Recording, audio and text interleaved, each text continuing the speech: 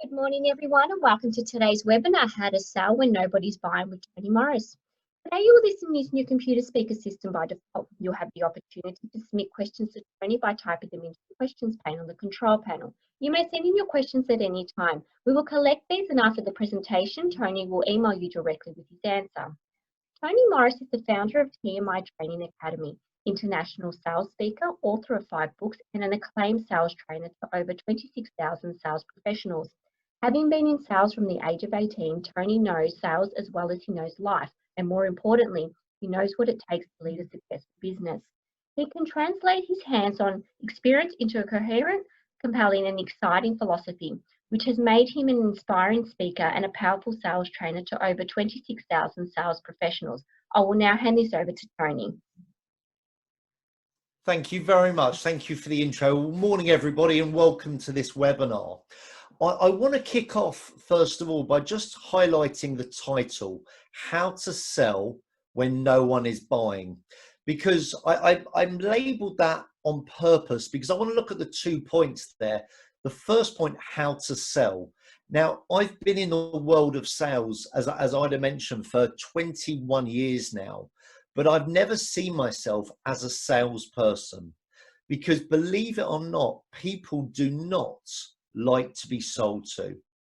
And I see myself very differently as a problem solver. See, forget sales for a moment. If we just look at psychology, there are 2 reasons anyone will buy anything. 1 is to avoid pain, and 2 is to gain pleasure. And in terms of which factor, which of those 2 drives a person to make a decision more, it is always avoiding pain. That is 4 times, it's been said by studies, that is 4 times more powerful, more persuasive for someone to avoid pain than it is to gain pleasure. So therefore, I see my job, and therefore you guys listening to this, our job is to help our clients solve problems, avoid pain, and remove pressure. And if we can do that and articulate how our products and services can help them do that, that is a big factor that is going to lead to dramatic success. So I want you to start to think of your role now, not as a salesperson. You are not there to sell to anyone. You are there to help people. You are there to help them solve problems, eradicate challenges, or help them realize their goals and aspirations. The other part of the title was How to Sell When No One is Buying, which I did a bit of play on words because it's not actually accurate. Those of you watching this, you have bought products or services in the last 48 hours. I imagine most of you have eaten a meal in the last 24 hours. Therefore, you have purchased food. Now, that doesn't mean people are buying as often prior to this pandemic we found ourselves in, but people are still buying. And when it comes to food, just as an example, you buy food to survive. Without food, you die, which goes back to avoiding pain.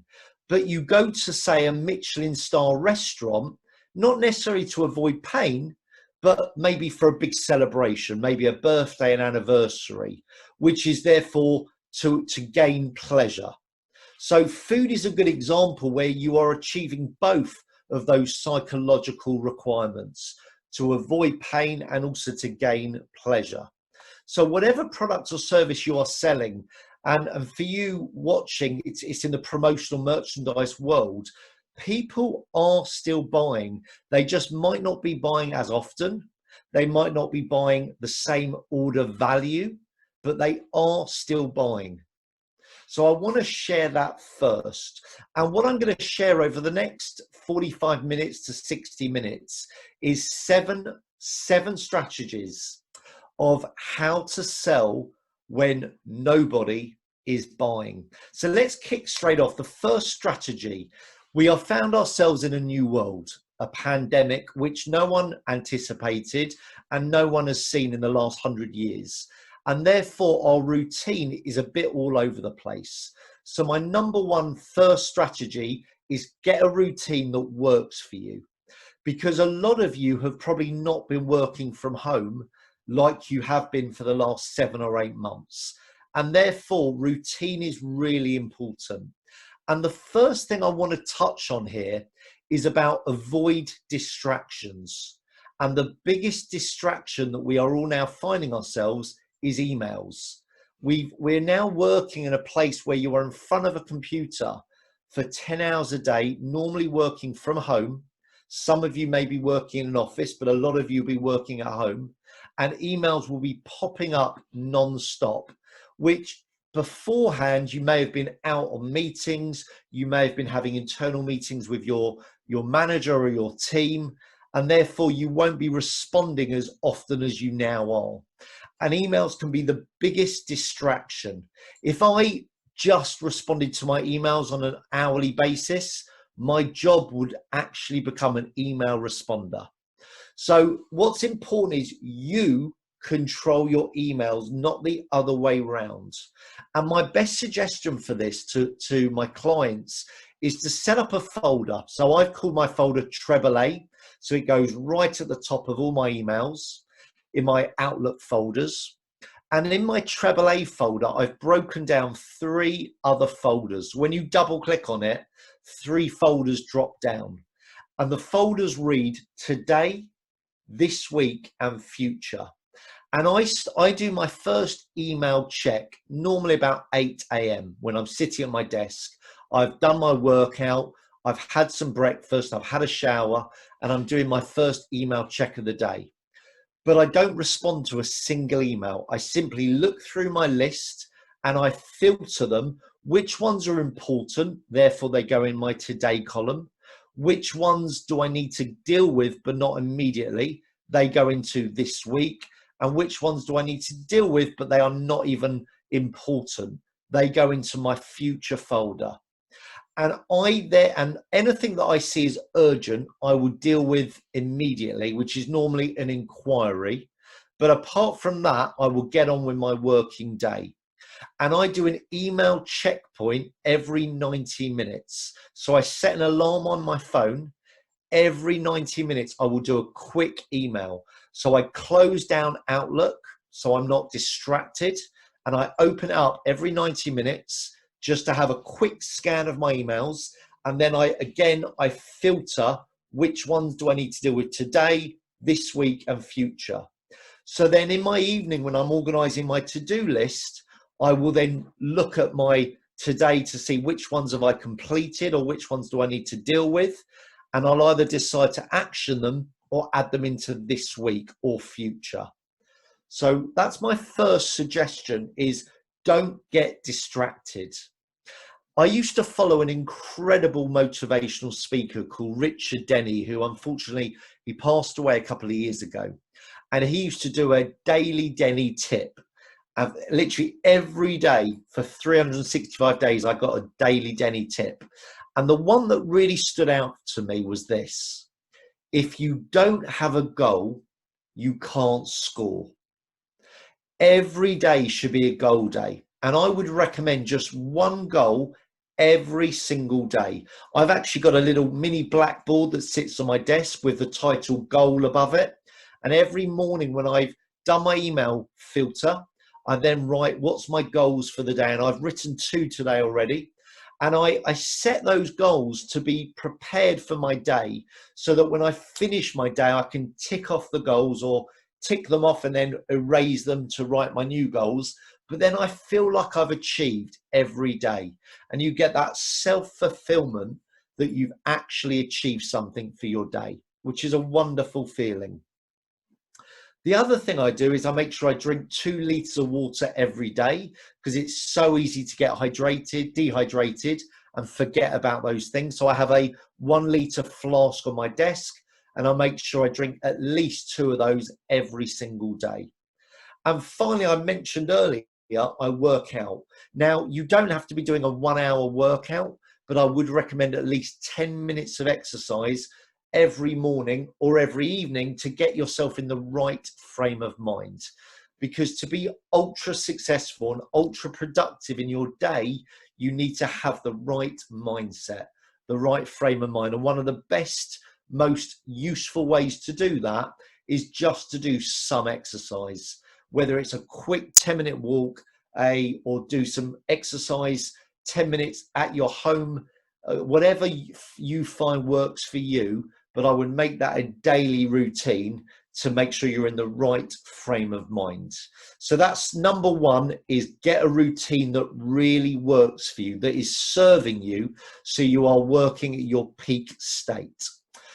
Tip number two is this. I was interviewing a wonderful sales guru called Art Sobchak, who's an American speaker I've followed for 21 years. He's written many books, but his first book, Smart Selling, was actually the first book I ever read on sales. And it was a fantastic, wonderful book. And I was interviewing him on my podcast, Confessions of a Serial Seller. And he said something to me that really stood out. And he said this. He said, Tony, I love sales. And he said, one of the things I love about it is you never graduate from the school of selling. And I love that. And Art has studied sales for 47 years, and he is still learning. Even when I was invited onto his podcast and I delivered a webinar for him, he said, Tony, you've taught me about 5 things that I've taken away. And this is from a guy who studied for 47 years. But the truth is, no matter how long you've been in sales, you never stop learning. Now, some of you might have been on furlough for the last few months, and some of you may still be on furlough, which means the government has stipulated that you're not allowed to work in or on your business. But what they haven't stipulated is you can work on yourself. And what I've noticed by the top sales professionals, and as Ida mentioned earlier, I've had the pleasure of working with 26,000 now. The top 1%, the top 260 that I've had the pleasure to work with, one thing they do is they continuously, consistently work on themselves.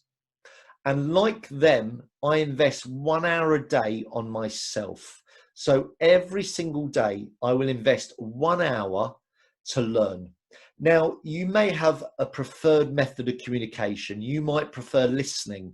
So I would recommend a podcast or an audible book. I prefer to read. So I'm an avid reader. I've read over 300 of some great sales books and some not so great. And I read every breakfast and every lunch. I will read half an hour in both those sittings. And I read, and what I do, and this is really important, this is the tip I want to give you. Whenever you go to watch a webinar like you're watching now, or you read a book, or you listen to a podcast, hopefully you would take some key points away. But if you don't record those, 2 or 3 weeks later, you will forget them. Unless you're a robot, you cannot retain information that easily. You'll probably remember 1% of what you learn. So my recommendation is to buy yourself a book and label it your sales Bible. Literally put a white sticky label on it, call it your sales Bible. And every time you learn something new that's going to serve you or serve your clients, record it in your sales Bible. Anything, it could be a new word, a new question, a new technique. And my suggestion is label it. So every time I add an entry into my sales Bible, let's say I'm entering something about motivation, I will write the word motivation above it and I highlight motivation, and then I add my entry. And then when my book is full, I type it up. But now I can type it up by label. So I can do so let's say I'm writing something on motivation, I can look through the book, and whenever I see the word motivation, I add that entry. So I'm creating a much bigger sales Bible that I've typed up, and just by typing it up, it will go in much easier. And then I look at my sales Bible every few weeks just to remind me of some of the new things that I've learned that's going to serve me or serve my clients. Now, the other Bible I'm going to recommend, in fact, there's two other Bibles. One is a success Bible. And what I mean by this is I'm not mad into my football. My son is a football fan. I've never really followed the game massively. However, I've studied some of the best football managers alive. One of them is a guy called Alex Ferguson, who was the Manchester United football manager. And Manchester United in the UK was one of the most, or still is one of the most successful British football teams. And something that Ferguson did, whenever he tried to motivate his team, he would always do it and deliver his message in the trophy room. Why? Because he wanted to surround his team with success. Now, in sales, this is very difficult. So my recommendation is you have a success Bible, and this almost is your mini trophy room. So anytime you have anything that you consider a success, record it in your success Bible. Now, this could be a deal that you win. This could be a lesson that you learn. So let's say you go on a meeting and you don't turn that meeting into business. Where is the lesson? And it was the wonderful Nelson Mandela who said this. He said, you never lose. He said, you win and you learn. And I'm always looking for lessons. So if I go on a meeting or I do a sales pitch that doesn't turn into business, I would always get a colleague of mine to phone up the prospect to get feedback. And the reason behind that is I believe it's the only way you'll get the truth. Because if the prospect didn't like you or didn't feel comfortable with you for whatever reason, they're unlikely to tell you that. They're more likely to say you were too expensive. But the truth is they were uncomfortable with you but couldn't tell you that to your face. But they will tell a stranger that. So I would recommend you get a colleague to phone up every deal you lose and get a lesson if you can. And when your colleague gives you that feedback, be open to it. Be completely open and receptive. And if you learn something, write it in your success Bible, because now you don't look at it as a loss, you look at it as a lesson and therefore a success that's going to serve you for future meetings or conversations. Your other things that go in success Bibles could be anything that you consider a success in your life. So as an example, on the weekend, we got a text from my son's friend's mum to say what a wonderful boy my son was, Harry, because he looked after this boy called Jack. And the mum was so proud and so pleased and said what an amazing boy he is.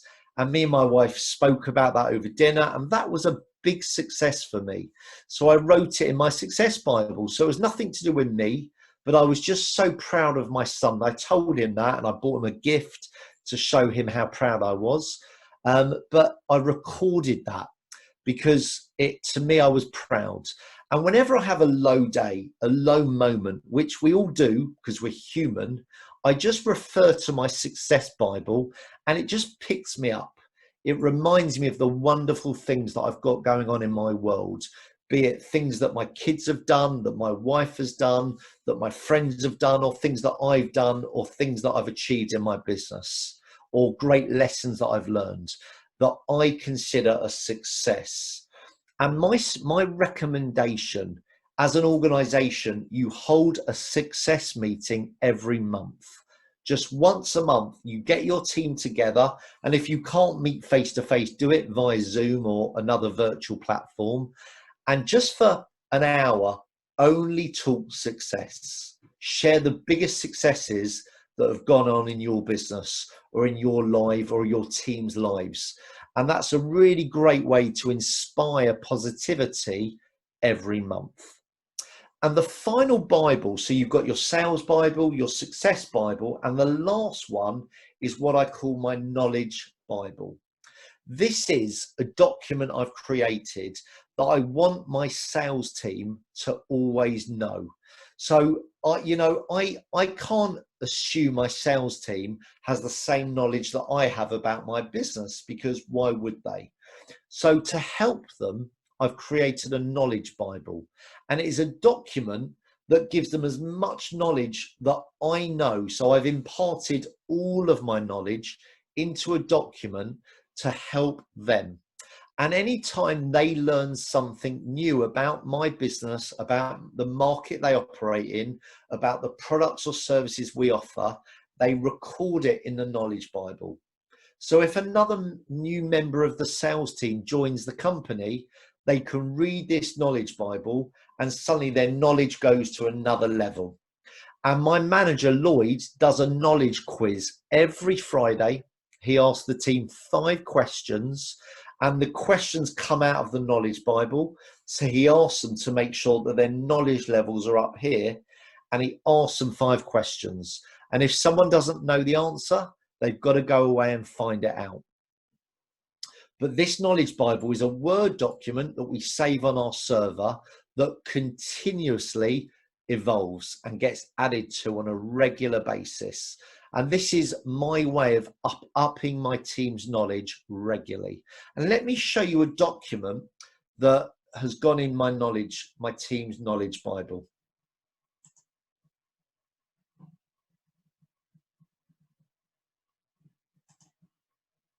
So I call this my A to Z of success. So in my business, we actually work in 62 different industries. And this is an example that I've created for a client of mine in the promotional merchandise space to make it relevant for you. So I've asked my promotional merchandise client, how many industries do they work in? And they came back with about 20 different industries.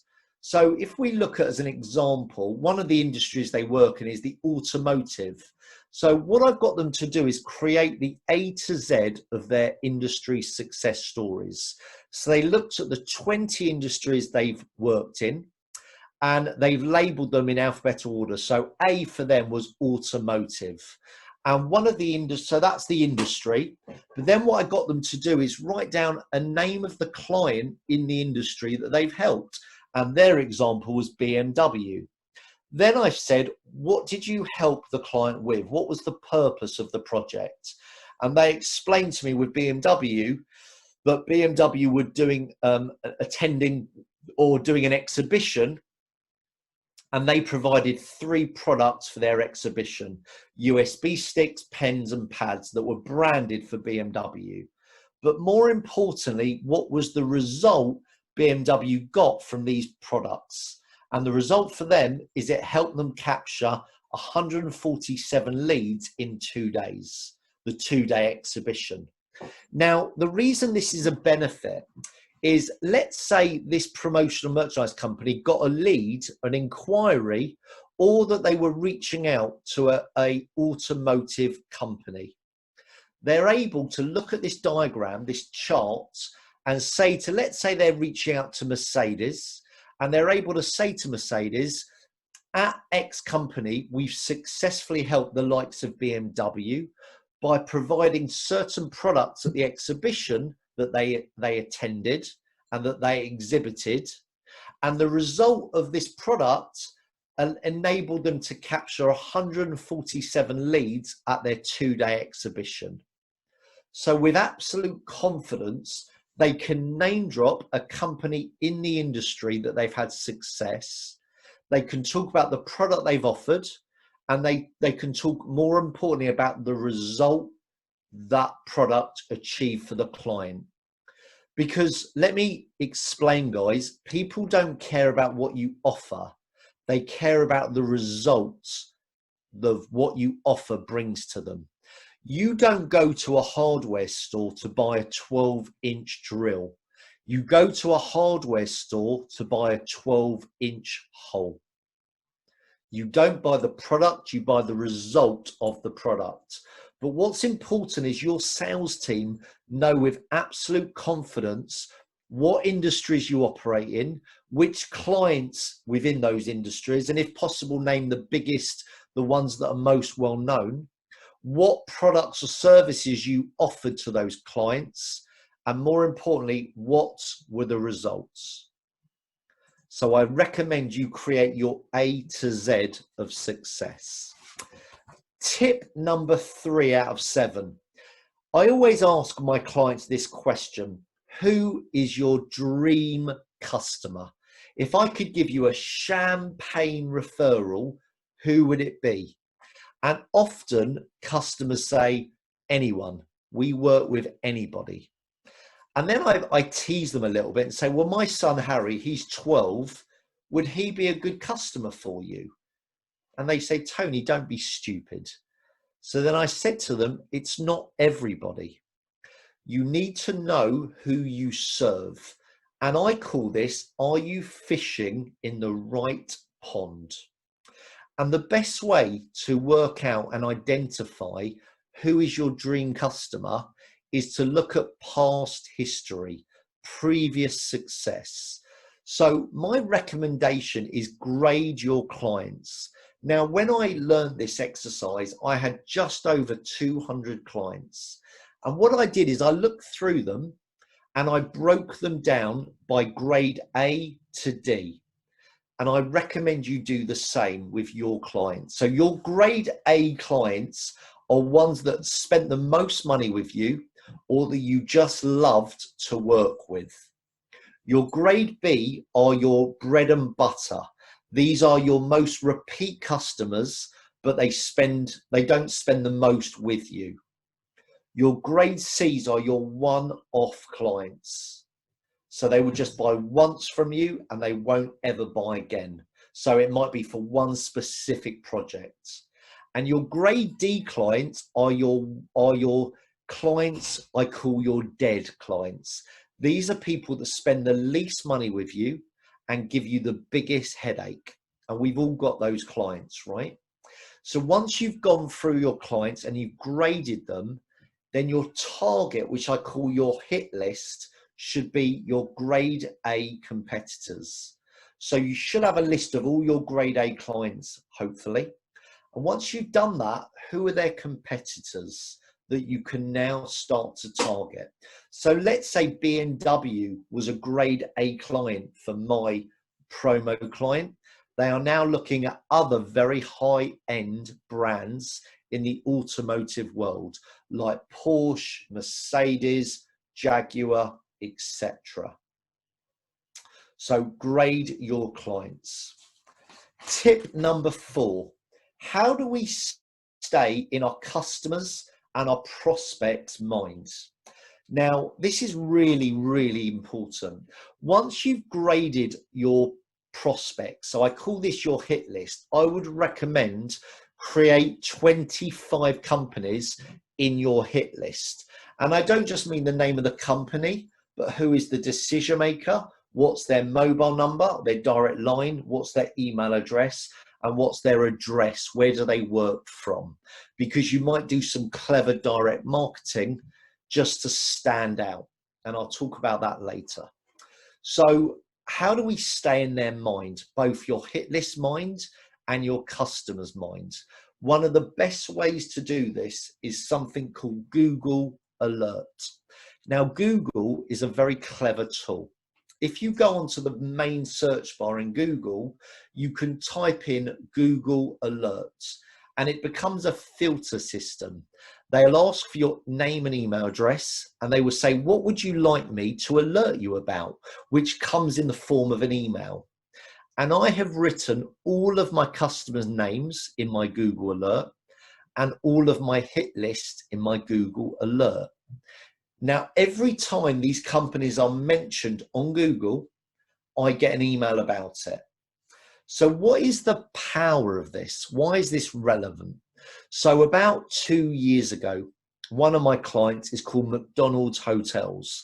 They're a big hotel group with about 38 hotels in the UK and internationally in about 7 countries. And I got an email one morning about 8 a.m. and I put it into my this week folder that the sales director, Jill Jackson, had left McDonald Hotels. She'd been my contact for about 5 years and she was an grade A client. So I phoned up Jill that week and I said, Jill, I understand you've left McDonald's. And she was like, wow, news travels fast. How did you know? And I just said, oh, it's my job to know. So immediately I've impressed my client because I know what's going on in her world. And I said, where have you moved to? And she mentioned another company called LGH, who, funny enough, were on my hit list. So after a long conversation, I put the phone down and I sent Jill a bouquet of flowers and a congratulations card, which was just a nice touch. A few days later, we spoke again and she booked me to deliver some training. So now LGH became my customer. I then found out who replaced Jill because Jill told me, and I asked Jill to introduce me to this gentleman, Simon. Simon then booked me for training. So Simon now became my contact, but it didn't end there. I then found out where Simon has just come from, and they now became a prospect of mine. So one client became two clients with a third potential opportunity. That is one of the values of Google Alerts. So set it up, it's free, and write down all of your customers' companies' names, and all of your hit list, your prospects, your 25 prospects. Write it in Google Alert, and every time you hear about them, you'll get an email. So then when you reach out to your prospects, you can say to them, oh, I just read that you won this award, or you just merged with this company. Tell me what's been the impact. So it shows them you are in the know and you understand their business and their industry.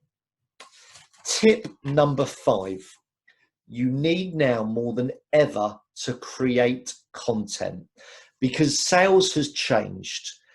10 years ago, 15 years ago, when you engage with a prospect, they were probably 5% down their buying journey. Now, when you engage with them, they are 58% down the buying journey. They've done research on you. They've done research on the product, on the service, on the different companies that operate in the industry. So you need to create content.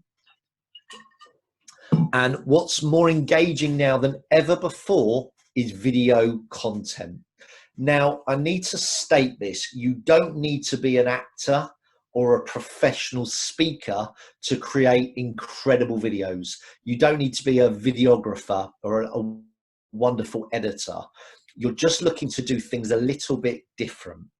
So my recommendation is this. When you reach out to prospects, you should your hit list. I would recommend a piece of software called BombBomb or Loom. So that's BombBomb, B-O-M-B, as in the detonate the bomb, BombBomb, or something called Loom, which is free of charge, which I use. And this is an app that you download onto your desktop. And every time you double click on it, you create a message, 30 to 45 seconds. And then you embed the video into your email, and you send your prospect a video before you phone them. This is a great way of standing out from your competition. Now, what should the video be about? The video should be about a success story, how you've helped someone like them. So let's go back to my automotive example, and you're reaching out to the purchasing manager of Mercedes called John. Your video would say, hi, John, I'm Tony Morris from X Merchandise. We've successfully helped the likes of BMW by providing them innovative products, branded products they used at their exhibition, and it resulted in them getting 147 leads during their 2-day exhibition. I'm going to be in touch with you, John, over the next few days to see how I can help you as well. Now, this is the other clever bit. You need to buy a little whiteboard, maybe in the shape of a speech bubble. You can buy that on Amazon for £5. And on the speech bubble, write the words, hi, John, or whatever their name is. So when you record the video, it does a 3, 2, 1. and then hold up the board that says their name for 3 or 4 seconds. Then put the board down and deliver that message. So when you embed the picture of the video, it will be a picture of you holding up their name, "Hi, John," and they are much more likely to open up the video. And then you're doing a powerful message talking about how you've helped someone like them, and then you do a follow-up call. Now, depending on your prospecting activity, you should be looking to do at least 20 videos a week, 20 tailored videos. Remember, 30 to 45 seconds maximum.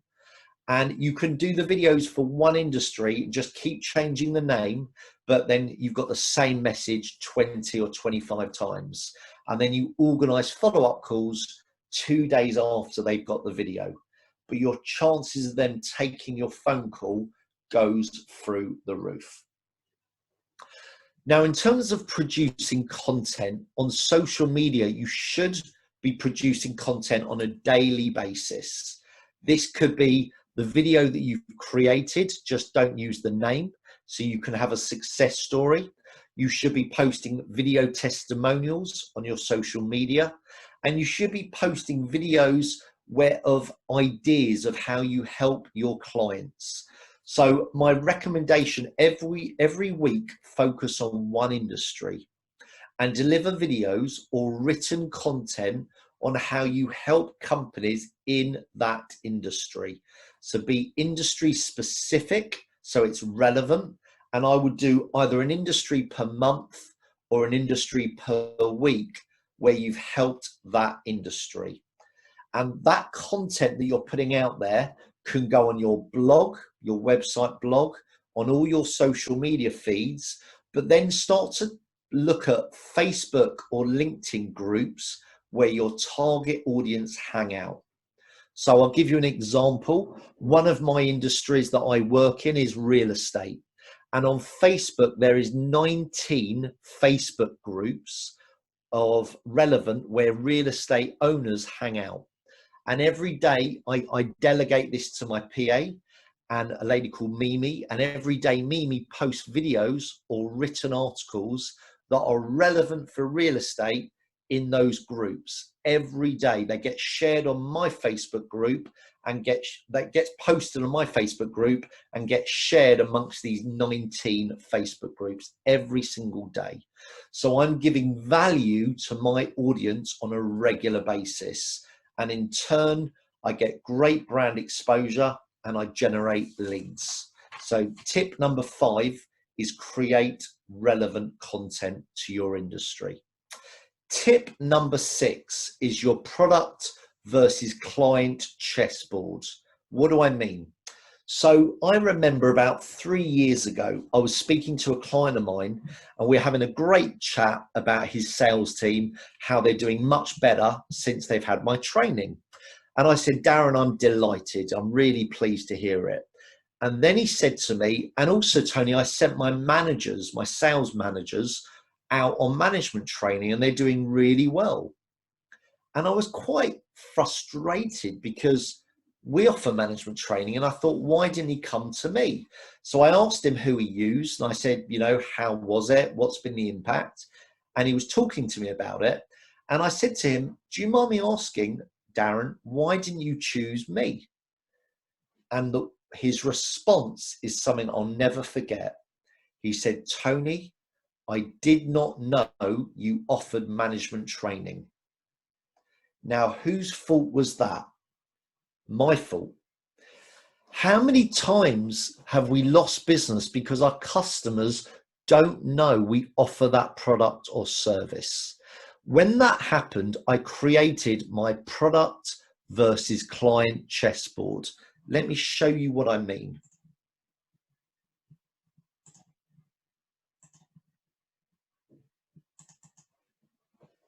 I'm just going to show you this document, which is what I created. And once I created this, it took me a long time, but it became really valuable.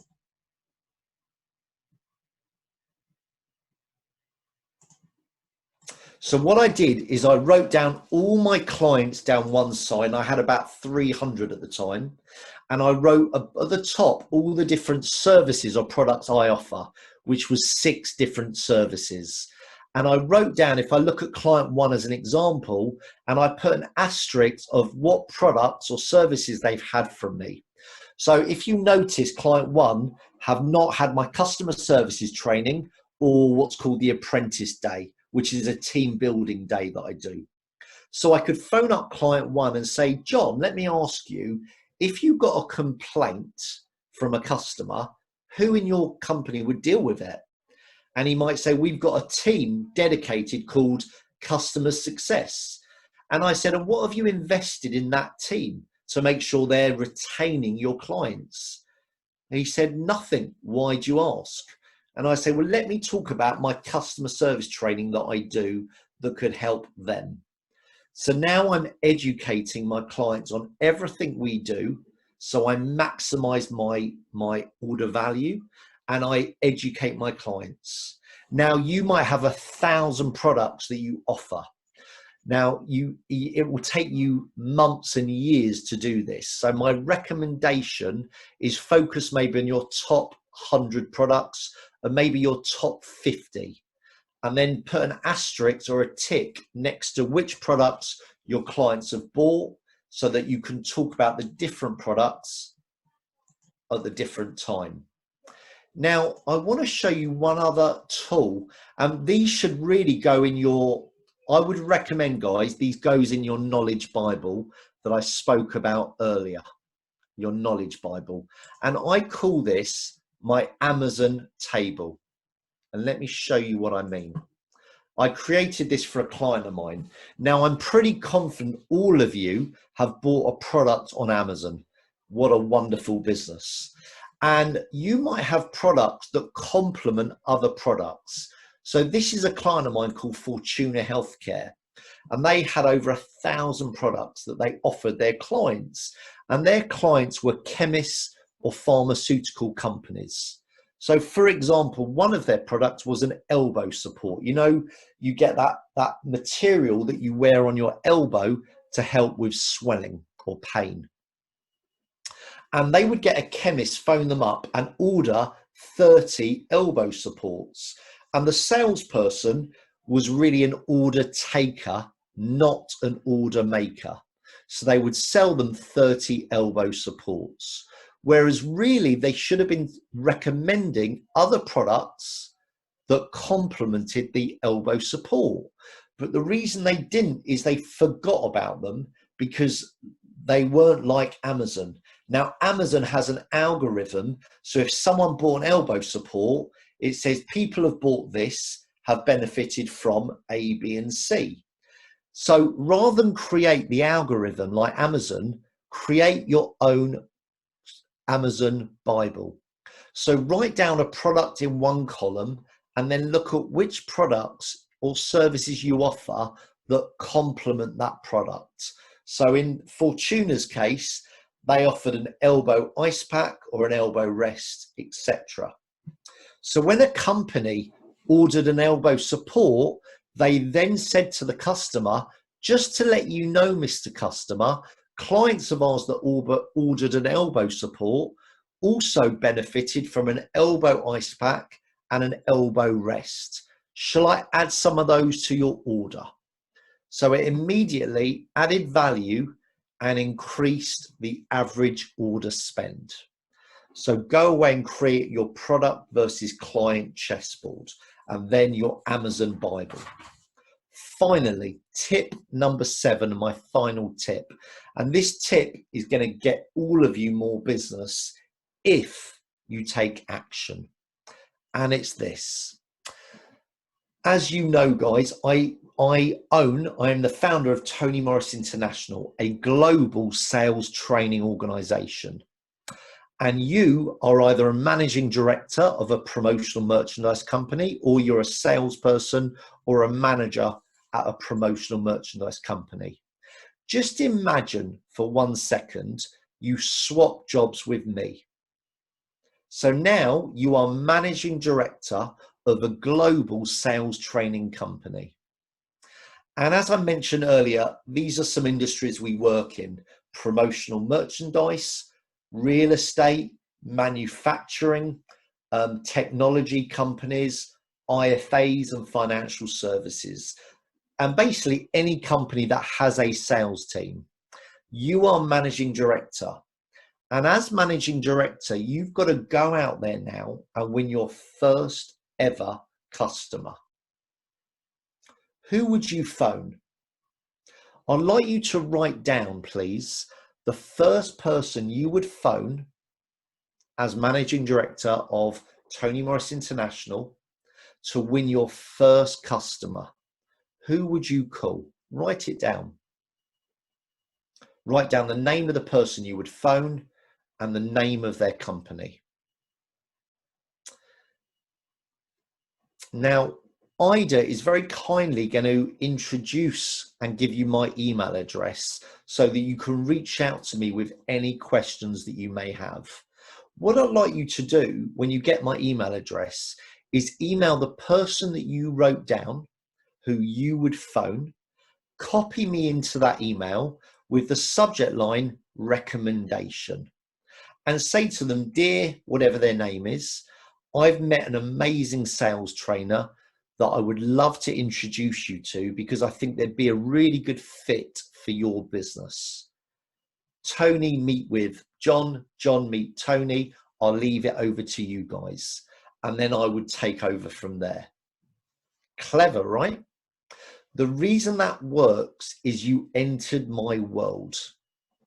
So my final tip, number 7, is reach out to every customer and use the technique. Say to them, you've been a customer of mine now for 3 years, and I know you're in the engineering business, but imagine we swap jobs. So tomorrow you worked in the promotional merchandise world.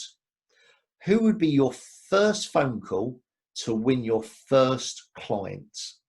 And I promise you the client will think of someone. They'll say, well, my brother-in-law works in a massive pharmaceutical company, and I imagine they would order promotional merchandise products. So I'd phone John, my brother-in-law. And you say, I'd love to speak to John. And it really works because they enter your world. So, guys, if you take action, and that's a really big point, that's a big if. There's a well-known saying, knowledge is power. I don't believe it, because you could be very knowledgeable, but if you don't use that knowledge, it's not very powerful. I believe it's implementation of knowledge is power. If you take action and implement some of the 7 ideas that I've shared over this webinar, I will almost guarantee you will do more sales even when no one is buying. I really hope you've enjoyed this, guys. I hope you've taken loads away. And if you do have any questions, please email me and I'd love to help. Thank you, Tony, for this fantastic presentation and sharing your tips with our members. I'm sure a lot of them will take something away from this presentation and implement it within their business. So thank you very much. My pleasure. If you have any questions for Tony, please email them through to tony@tonymorrisinternational.com. Now, tomorrow you will receive a follow-up email with a link to view today's recording, and I will also include Tony's email as part of that email. So on behalf of Tony Morris and APPA, thank you for all our participants in joining us today, and I hope you all have a great afternoon. And thank you once again, Tony. My pleasure. Thank you.